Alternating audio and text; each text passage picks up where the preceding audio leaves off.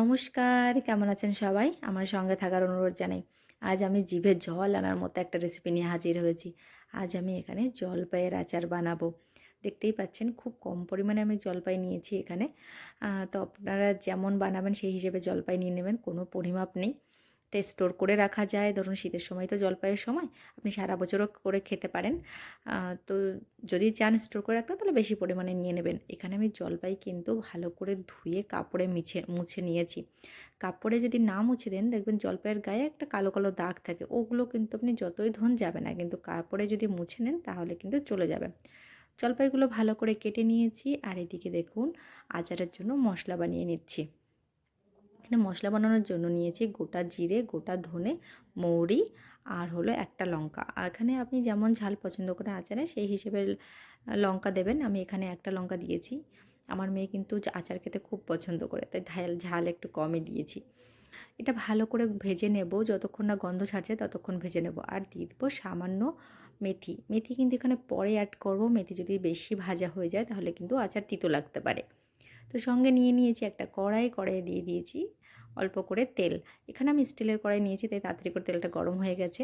আর দিয়ে দিলাম একটা ফোড়নে শুকনো লঙ্কা। আর এটা ভালো করে কম আঁচে করে ভেজে নেব। সঙ্গে নুন আর হলুদ দিতে হবে।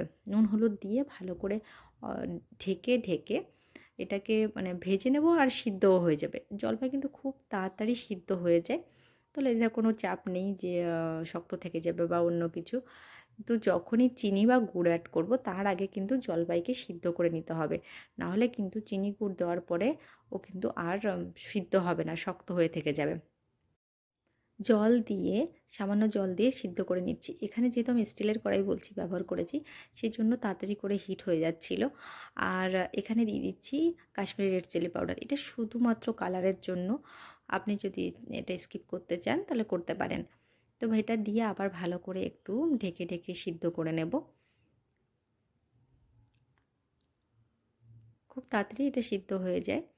সিদ্ধ হয়ে গেলে দেখুন খুব সুন্দর একটা কালার এসেছে। এবার এটা ভাজা হয়ে গেলে এর মধ্যে দিয়ে দেব গুড়। আমি আজ গুড় দিয়েই বানাচ্ছি, শীতের সিজন তো।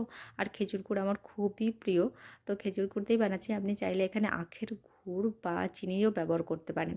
আমার কাছে গুড় ছিল তাই আমি আজ গুড় দিয়েই এটা বানাচ্ছি। তো এটা আমার কাছে যাকে বলে ঝোলা গুড়, মানে এটা দিয়েই আমি বানাচ্ছি। আর চিনি দিলেও কিন্তু কম আঁচে দিয়ে সামান্য পরিমাণে জল দিতে পারেন। সামান্য পরিমাণে জল দিয়ে এটা ঢেকে ঢেকে সিদ্ধ করে নিলেই আপনার দেখবেন চিনিটাও গলে গেছে আর খুব সুন্দর এটার সঙ্গে মিশে গেছে। খুব সুন্দর একটা কালার এসেছে।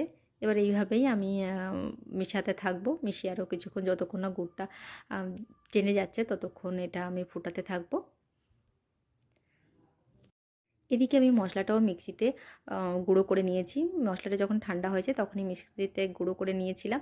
আর এটা কিন্তু খুব বেশি মিহি গুঁড়ো করতে হবে না, একটু বড় বড় থাকলেও সমস্যা নেই। আর এই মশলাটা যত আপনার মিশবে ততই কিন্তু খেতে বেশি টেস্টি হয়। আর আপনি যদি ভাবেন যে আমি সারা বছরের জন্য মানে স্টোর করে রাখবেন, তাহলে কিন্তু এখানে আপনি ভিনিগার দিতে পারেন। ভিনিগার দিয়ে আবার ভালো করে একটু রান্না করে নেবেন, তাহলে এটা কিন্তু অনেক দিন আপনার থেকে যাবে। তো আমাদের আচার প্রায় রেডি। তো দেখুন আমি সার্ভ করে নিয়েছি।